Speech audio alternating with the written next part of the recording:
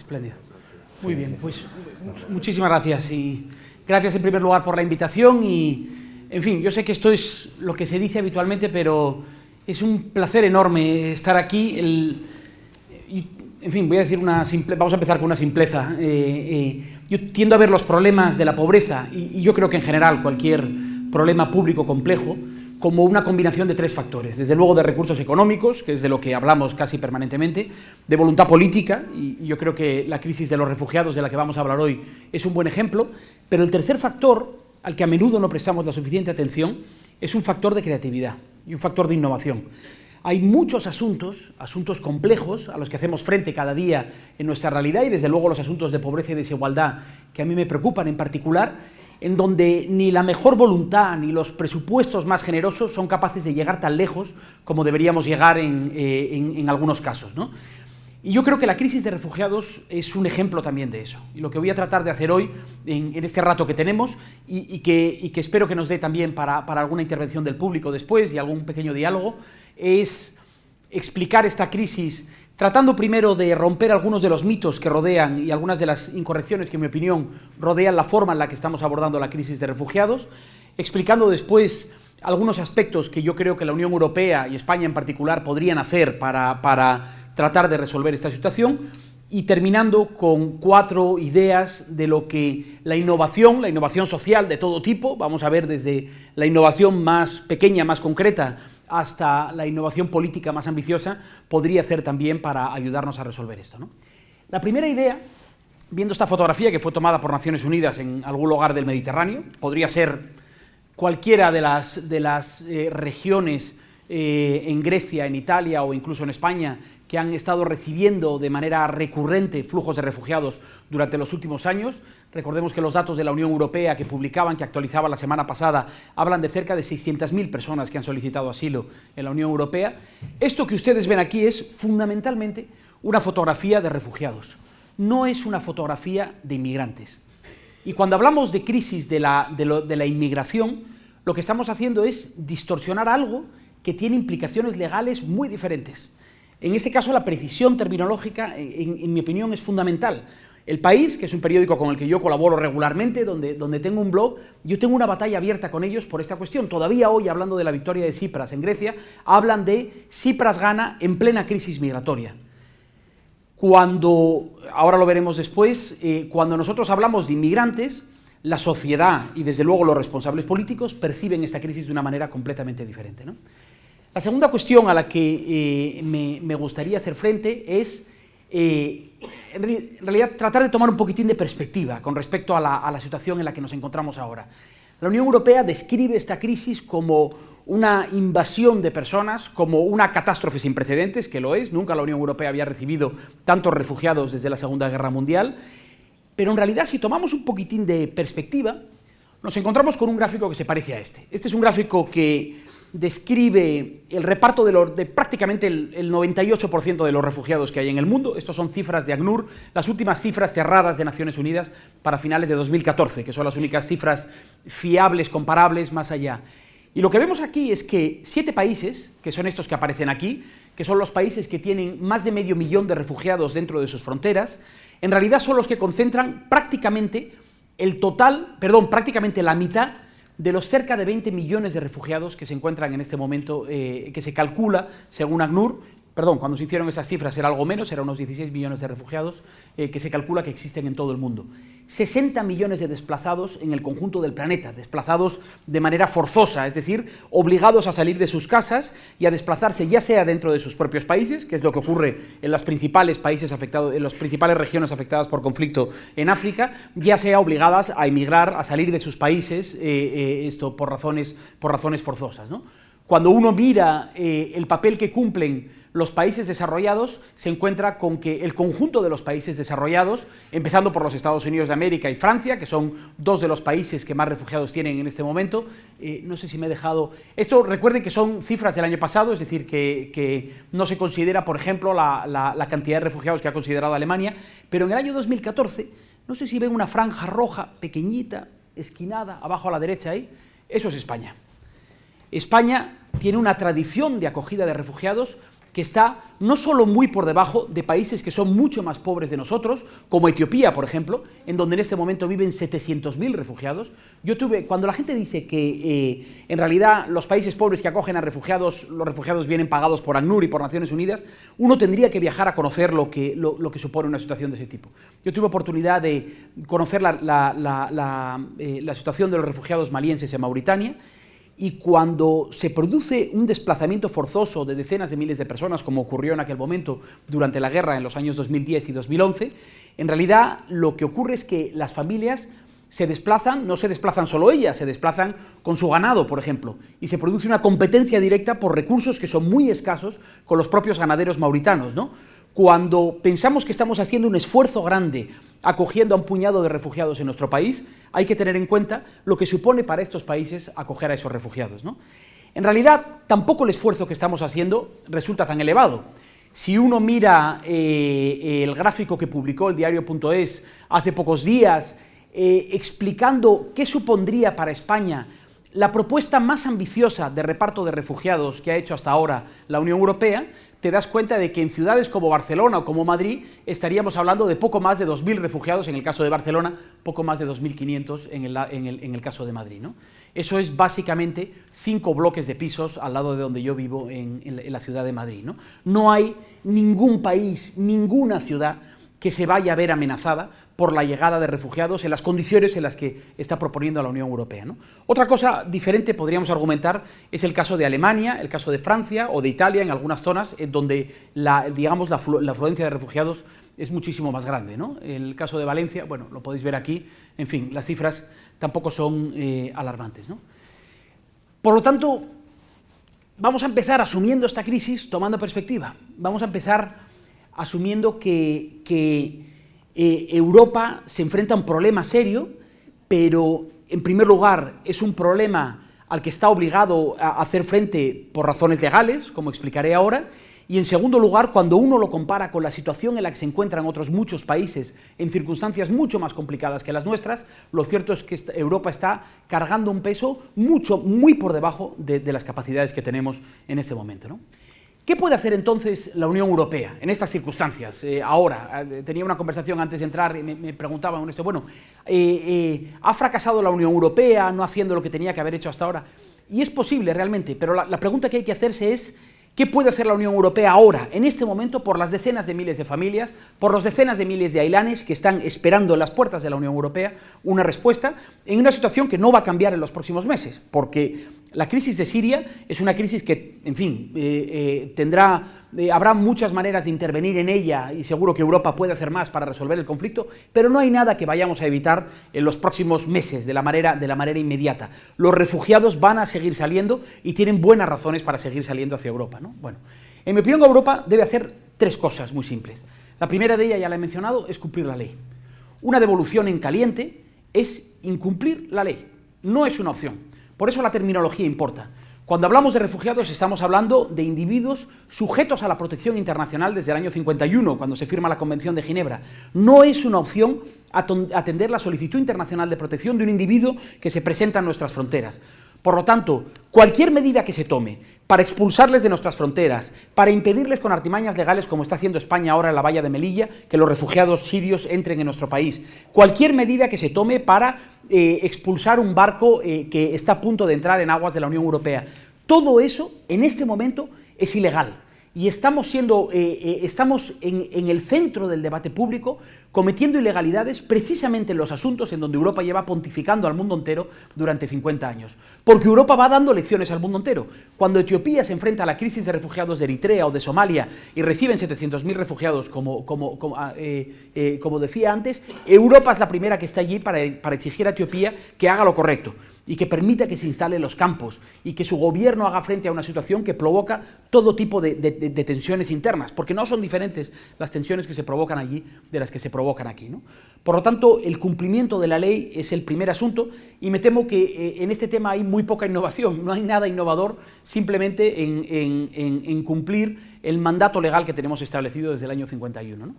Donde yo creo que se puede hacer más es en el segundo aspecto, y es en la posibilidad de que Europa expanda sus acciones de solidaridad a la altura del discurso y de los valores que la Unión Europea ha venido defendiendo durante todo este tiempo. Europa puede hacer mucho más, por ejemplo, en las operaciones de salvamento y de rescate dentro de la Unión Europea, de búsqueda y rescate en el Mediterráneo, o bien en los circuitos, en las rutas migratorias, algunas de ellas extremadamente peligrosas, hacia la Unión Europea, las rutas que siguen los refugiados. Europa puede hacer más expandiendo las condiciones que tienen los refugiados dentro de nuestros países cuando los recibimos en situaciones de acogida. Yo estoy haciendo ahora una investigación junto con Save the Children en donde analizamos qué es lo que está ocurriendo con los menores en los corredores migratorios, y el resultado de la fotografía que estamos viendo es un incumplimiento sistemático de los derechos de los niños a lo largo de todo el proceso. En algunas ocasiones son cuestiones legales, como por ejemplo forzarles a hacer un análisis de su edad cuando son niños claramente menores de 18. En ocasiones se trata simplemente, por ejemplo, de darles acceso a la sanidad de una manera adecuada, digna, algo que no se está cumpliendo en muchas regiones de la Unión Europea, España incluida, ¿no? La capacidad que tengamos de expandir esa solidaridad, de actuar de acuerdo a nuestro discurso, va a depender fundamentalmente de dos cuestiones: de nuestra capacidad económica y de la población que tengamos, y en segundo lugar, de la voluntad de los ciudadanos europeos, de en qué medida este asunto se convierta en un problema grave dentro de la Unión Europea o no. Y lo que nosotros hicimos en la Fundación Por Causa, esta pequeña iniciativa de investigación y periodismo de la que nos hablaba Ángela ahora, fue hacer este pequeño ejercicio que trataba de medir cuál es la capacidad de los diferentes países de acuerdo a dos variables que son muy simples. La primera de ellas, que es esta que está explicada aquí: cuál es la renta per cápita ajustada a la paridad del poder adquisitivo de los diferentes países de acogida, y en segundo lugar, cuántos habitantes por refugiado hay en el país. Es decir, no es lo mismo que España acoja 100.000 refugiados a que los acoja Luxemburgo, como es lógico, ¿no? La consideración es completamente diferente, ¿no? Cuantos más habitantes por refugiado significa que hay menos refugiados en función de la población total, es decir, tenemos un problema.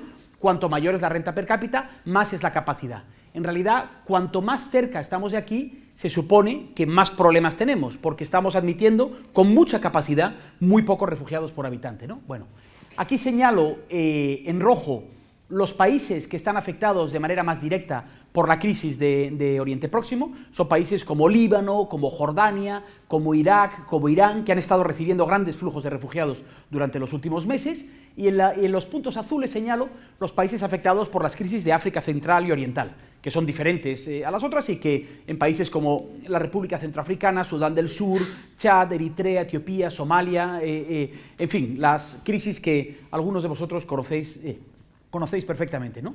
Cada uno de estos países tiene, como podéis ver según esta línea, mucha menos capacidad que otros países, que son los que están en verde, que son los países más desarrollados, y sin embargo el volumen de refugiados que acoge es muchísimo mayor.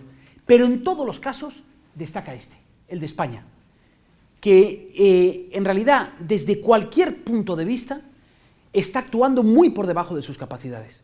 Es un país que tiene, en términos económicos y en términos de población, mucha más capacidad cuando tú lo comparas en esta liga, porque esto por supuesto es discutible, pero si por lo menos lo comparas con lo que están haciendo otros países, España podría hacer mucho más de lo que se está haciendo, ¿no?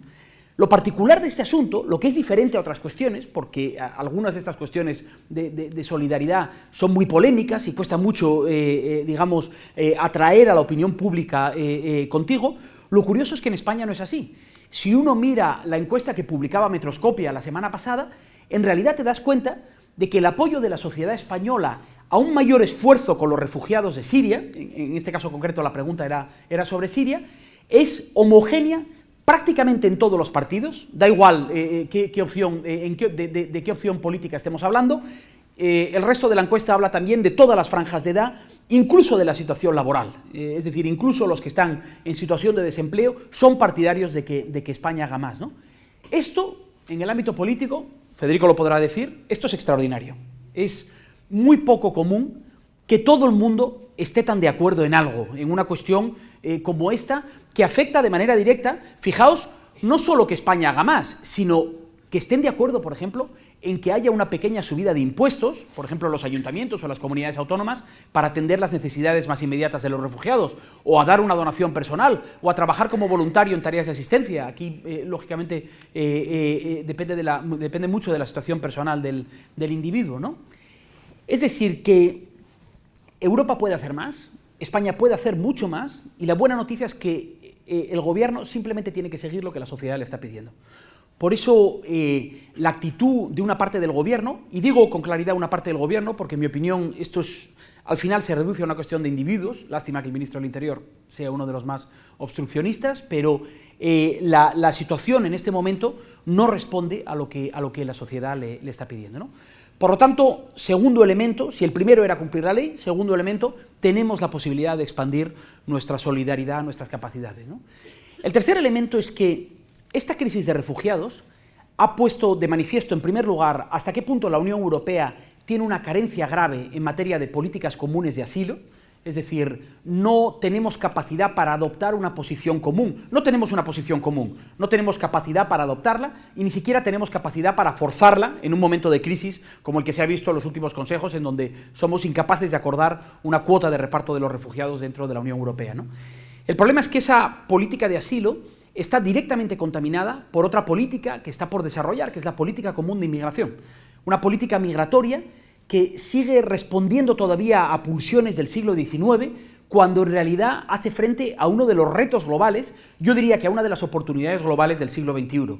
Por lo tanto, hay un espacio inmenso de reforma, a la que me referiré ahora en la segunda parte, en donde yo creo que, de nuevo, Europa puede aprovechar esta crisis para hacerse algunas preguntas que hemos venido retrasando durante décadas, pero que inevitablemente tendremos que contestar. Ahora con Siria, mañana con un mayor nivel de inmigrantes económicos, cuando las circunstancias económicas dentro de la Unión Europea se vuelvan a convertir en un polo de atracción, y eso ocurrirá, no os quepa ninguna duda. Entonces, ¿dónde están las posibilidades de innovación en este momento de Europa en general? Pero, en fin, me gustaría dirigirme a este foro en donde yo creo que hay gente muy capaz de intervenir en cada uno de los factores que voy a mencionar, ¿no?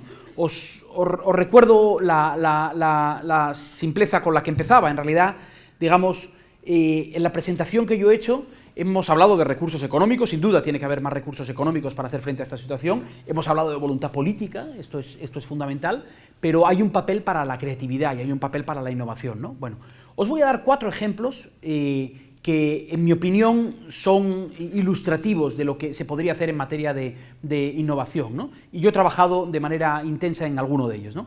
El primero es muy simple y, sin embargo, un obstáculo fundamental a la hora de tener un debate público informado, que es la información que tenemos disponible sobre los flujos de refugiados y los flujos migratorios. Tenemos datos muy parciales, datos desactualizados. Mucha de la información de la que yo os estoy hablando ahora en este momento corresponde a diciembre de 2014, que son los últimos datos cerrados del ACNUR, pero es que si quisiésemos hacer esta fotografía de manera ajustada simplemente a junio de 2015, la información está atomizada y existen diferencias fundamentales entre instituciones. La Organización Internacional de Migraciones no tiene los mismos datos que tiene el ACNUR, que no tiene los mismos datos que tiene Eurostat en este momento, ¿no? Tenemos un problema grave de información, no tenemos capacidad de recogerla adecuadamente, aunque sí creo que tendríamos capacidad de procesarla. Por lo tanto, existe un espacio de mejora, de recogida de la información, que yo creo que se va a traducir en resolver algunos de estos problemas. Os doy un ejemplo muy simple. El caso de esta investigación de Save the Children a la que me refería. Ahora, en este momento, es imposible decir en España cuántos niños han desaparecido, niños menores no acompañados, inmigrantes o refugiados, han desaparecido del radar del sistema. No lo sabemos. No sabemos si son 1.500 o 2.000, como dicen algunas cifras del gobierno, o si son 45 o 50, que es lo que te dicen algunas organizaciones que están trabajando sobre el terreno. La ausencia de información, de los datos que necesitamos, nos impide tener un debate público informado sobre algunas cuestiones.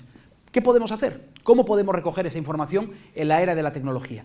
En un momento en el que sabemos que cada uno de los refugiados que están entrando por nuestras fronteras va con un teléfono móvil, está en contacto con sus familias, está en contacto con sus diásporas, con los grupos de ciudadanos sirios o eritreos o somalíes o de donde vengan, que ya están establecidos en las ciudades. ¿Qué capacidad tenemos para recoger mejor información?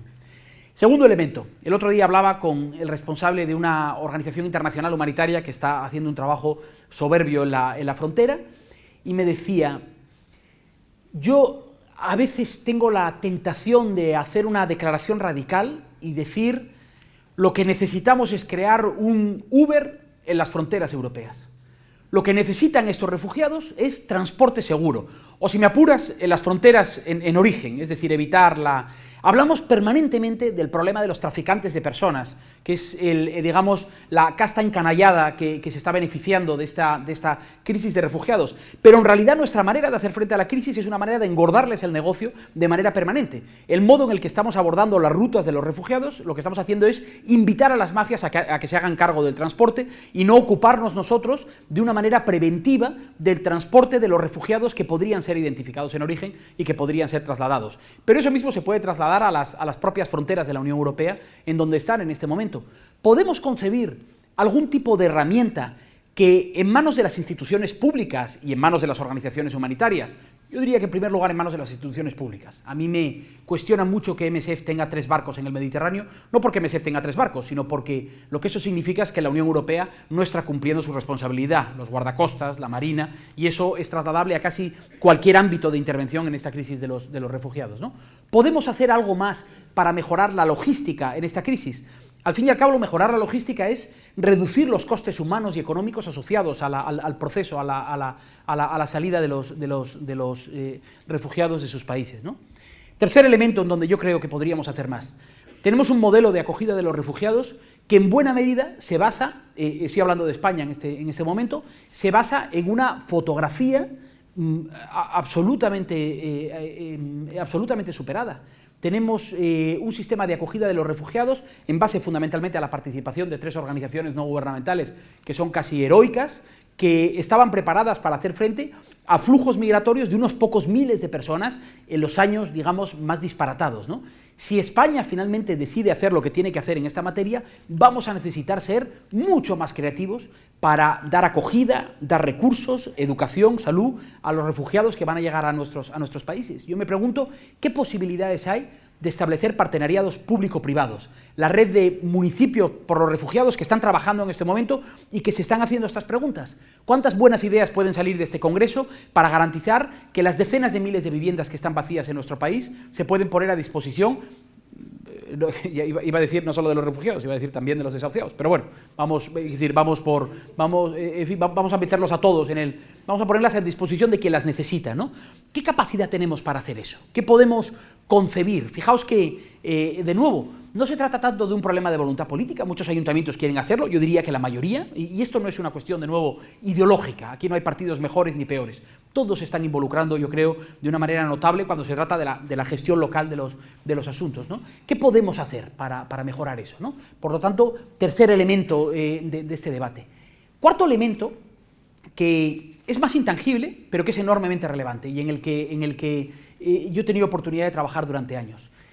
Si uno mira el modelo, no tanto de asilo, sino el modelo migratorio de la Unión Europea, insisto en que existe una contaminación entre ambos, somos tan reticentes a recibir asilados porque en realidad tenemos una cautela fundamental con respecto a los inmigrantes. La Unión Europea lo único que ha conseguido ponerse de acuerdo en su política de inmigración es en que no quiere inmigrantes, más que los que entren de manera bulímica, de manera irregular y que vayan, digamos, sometiéndose a procesos de amnistía, como ha ocurrido en España y en otros países. Tenemos un modelo claramente disfuncional en ese sentido, pero la Unión Europea, y yo diría que el conjunto de los países desarrollados, deben desarrollar en el ámbito de la movilidad internacional de trabajadores el mismo tipo de instituciones y de políticas que han funcionado con tanta eficacia en otros ámbitos.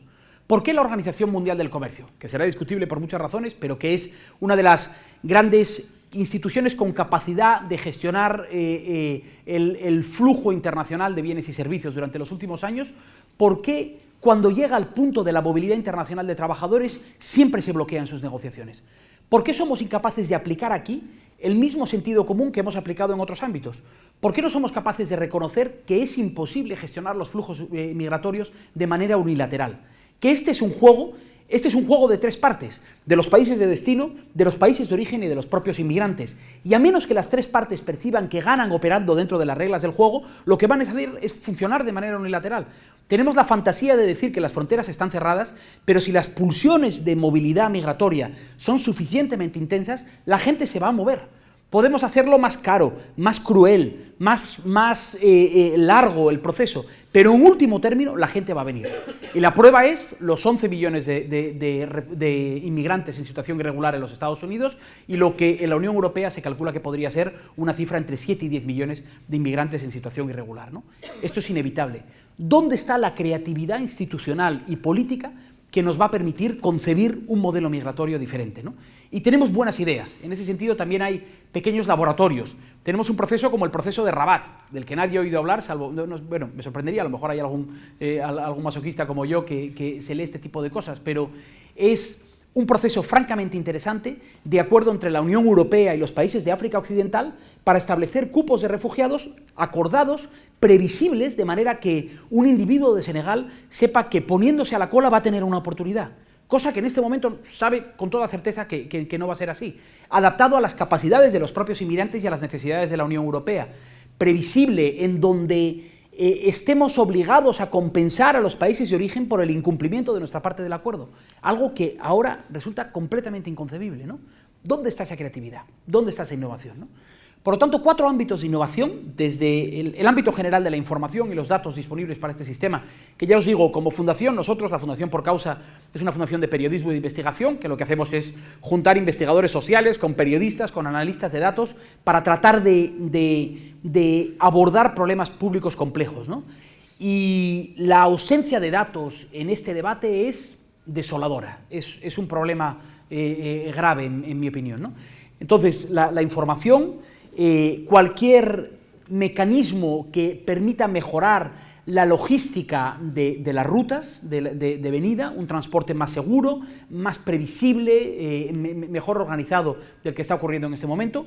En tercer lugar, la posibilidad de generar nuevas ideas, iniciativas público-privadas, apps tecnológicas que permitan vincular las capacidades de nuestras ciudades de acogida con las necesidades de los propios refugiados. Y en cuarto lugar, ahí nos vamos, digamos, al gran debate político, pero inevitablemente sigue siendo necesario la situación de la reforma del modelo de la política migratoria de la Unión Europea y la posibilidad de concebir, en fin, un modelo mucho más justo y mucho más inteligente del que tenemos ahora, ¿no? Cuando veamos esto dentro de 20 años, hablaremos de esta crisis, de este día, de este 21 de septiembre, como hablamos hoy de Ruanda y de los Balcanes. Y nos haremos exactamente las mismas preguntas que la Unión Europea se está haciendo hoy con respecto a Ruanda y a los Balcanes. ¿Por qué no hicimos más? ¿Por qué no nos dimos cuenta? ¿Qué fue lo que hizo que diésemos la espalda a una situación histórica? Y yo creo que es justo que cada uno de nosotros nos preguntemos dónde queremos ser vistos dentro de 20 años. Esto no es solo una cuestión de las instituciones, es una cuestión de los individuos, de cada uno de los ciudadanos. ¿Dónde nos situamos nosotros en este debate?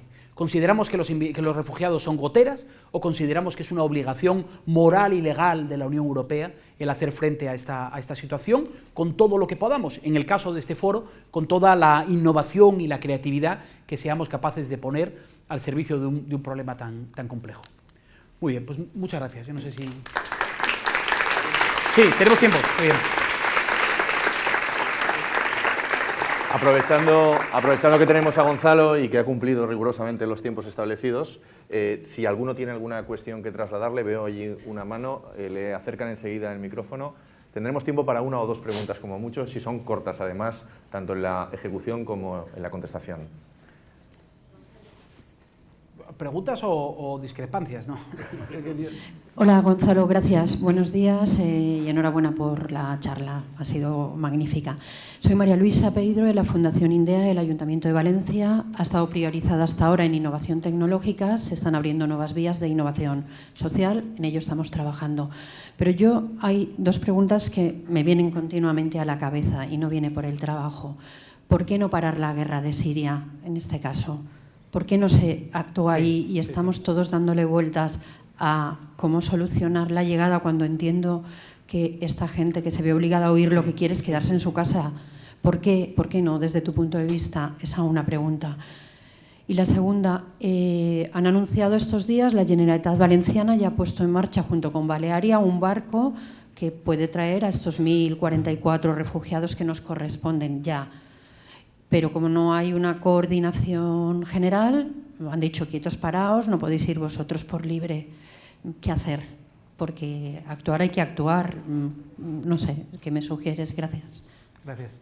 ¿Contesto aquí? Por favor. Bueno, para la primera pregunta no tengo una respuesta, francamente. Es decir, sí, efectivamente, hay que parar la guerra en Libia y hay que... No, a mí el conflicto libio que lo sigo con... el conflicto sirio que lo sigo con interés se me escapa por completo. Ya, es decir, es un avispero extraordinariamente complejo que quizás hubiese tenido más posibilidades de resolverse más rápidamente hace 2 o 3 años, cuando era más fácil reconocer las fuerzas en conflicto. Ahora la situación es mucho más complicada, ¿no? No tengo una respuesta buena para ti. Sé que la Unión Europea, es posible que la Unión Europea pueda hacer más, pero no sería capaz de responderte, ¿no? Hay otros muchos conflictos de donde proceden algunos de los refugiados que están viniendo a la Unión Europea, en donde sí creo que la Unión Europea podría hacer mucho más. El conflicto sirio no es un conflicto olvidado, pero el conflicto de la República Centroafricana sí es un conflicto olvidado. A lo mejor va a dejar de serlo este noviembre, que dicen que el Papa va a visitar República Centroafricana, lo cual me parece que va a situar al conflicto en el centro de la agenda pública. Sudán del Sur, la autocracia de Isaias Afewerki en Eritrea, República Centroafricana, las matanzas que se producen en el norte de Nigeria, las limpiezas que se están produciendo todavía en Malí, esos son conflictos olvidados. Esos son conflictos a los que la Unión Europea y la comunidad internacional ha dado la espalda, salvo por intervenciones puntuales, casi espasmódicas, ¿no? Ahí es donde yo creo que se podría hacer mucho más, ¿no? En el caso de Siria y el conflicto de Oriente Próximo, francamente me pierdo, no tengo una buena respuesta. Pero es como si estamos manipulados por los medios de comunicación, nos llevan donde quieren y olvidamos... No, pero es que... No. Es decir, entiendo tu preocupación, pero no hay modo, es decir, nada de todo esto nos va a permitir sortear la responsabilidad que tenemos aquí y ahora. Es decir, el conflicto de Siria habrá que resolverlo, pero mientras tanto, esto es algo a lo que tenemos que hacer frente, por decirlo de otra manera, ¿no? Y no sirve... Yo cuando escucho permanentemente a los responsables políticos decir que hay que actuar en origen, eso está muy bien, pero a mí a lo que me suena es a una manera de desatender las obligaciones que tienen ahora en el corto plazo. ¿De acuerdo? Porque insisto en que no hay nada que vaya a cambiar en las próximas semanas en el conflicto de Siria que evite la salida masiva de refugiados, ¿no? Con respecto a la segunda cuestión, yo creo que ahí hay problemas legales y problemas logísticos, es decir, de pura coordinación. Los problemas legales tienen que ver con la capacidad de los países europeos que están en la zona Schengen de conceder visados de paso en origen, visados humanitarios en origen. La Unión Europea se tiene que poner de acuerdo para garantizar eso con mucha más rapidez y que se haga en Siria lo que ya se hizo en los Balcanes, que es identificar a los asilados en origen para poder traerlos de forma segura. Por cierto, la manera más eficaz de romper el negocio de las mafias, sin ninguna duda, y con eso se desbloquearán esta iniciativa de la que tú hablabas y otras muchas de instituciones públicas y privadas que están dispuestas a ayudar en el transporte de los refugiados, ¿no? Una última cuestión muy breve y, por favor, en los debates después, en la hora del café, Gonzalo, con mucho gusto podrá comentarlo. Aquí había una pregunta, una rápida, por favor. Bueno, en realidad es una reflexión. En primer lugar, felicitarte por la exposición que has hecho, que me parece que ha sido muy brillante y muy acertada. Me presento, soy Maite Puertes, de la Coordinadora Valenciana de ONGs de Desarrollo. Y en relación a lo que has estado comentando y también en relación a lo que se está escuchando estos días últimamente, a mí se me genera un poco de inquietud cuando a veces se dice lo de que a los refugiados se les está tratando como inmigrantes, porque eso parece, o igual es una percepción que yo tengo, que en cierta manera legitima el que a los inmigrantes en ciertas ocasiones se les pueda dar un trato, entre comillas, peor, ¿no? Sí.